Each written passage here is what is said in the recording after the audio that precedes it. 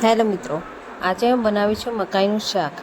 જે અમેરિકન મકાઈ આવે છે તેની સબ્જી બનાવી છે મેં, પણ બહુ મસ્ત ટેસ્ટી લાગે છે. તો ચાલો શરૂઆત કરીએ બનાવવાની. તો તેના માટે મેં મકાઈને બોઇલ કરી અને મૂકી દીધી છે. ડુંગળી કાપી છે, ટામેટાં છે, લીલા મરચાં અને લસણની પેસ્ટ છે, કોથમીર છે.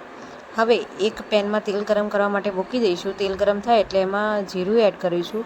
જીરું શેકાઈ જાય પછી એની અંદર આપણે હિંગ એડ કરીશું. પછી જે આપણે ડુંગળી કટ કરી છે, લગભગ 2 મધ્યમ નંગની મેં ડુંગળી લઈ લીધી હતી, તેને ઝીણી કટ કરી હતી, તેને એડ કરી દઈશું. તે બ્રાઉન રંગની થાય પછી એમાં લીલા મરચાં અને લસણની પેસ્ટ એડ કરી દઈશું. પછી આપણે ટામેટાં એડ કરી નાખવાના છે. હવે આને થોડીવાર આપણે સાંતળી લેવાનું છે.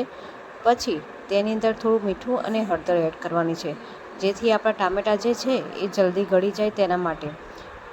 પછી એને થોડીવાર માટે શેકાવા દેવાનું છે. આ જે અમેરિકન મકાઈ છે એની સબ્જી બહુ ટેસ્ટી લાગે છે, અને જો તમે એની અંદર પનીર ચીઝ એડ કરશો તો બહુ મસ્ત ટેસ્ટી થઈ જાય છે. પણ ઘરમાં બાળકો ખાતા નથી, પનીર ચીઝ એ લોકોને ઓછું ભાવે છે, એટલે મેં આ રીતે બનાવ્યું છે. પછી તેની અંદર ધાણા જીરું પાવડર, ગરમ મસાલો અને મરચું પાવડર એડ કર્યા છે. થોડી કસૂરી મેથી એડ કરી છે.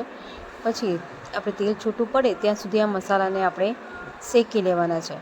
પછી અમેરિકન મકાઈ જે છે એ મેં બોઇલ કરી રાખી હતી, મીઠું નાખી અને બોઇલ કરી છે, તે આમાં એડ કરી નાખીશું.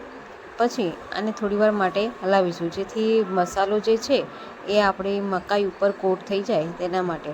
પછી તેની અંદર આપણે થોડું લીંબુનો રસ એડ કરીશું, લગભગ અડધા લીંબુનો રસ એડ કરવાનો છે, જેથી એની સ્વીટનેસ છે એ બેલેન્સ થઈ જાય એના માટે.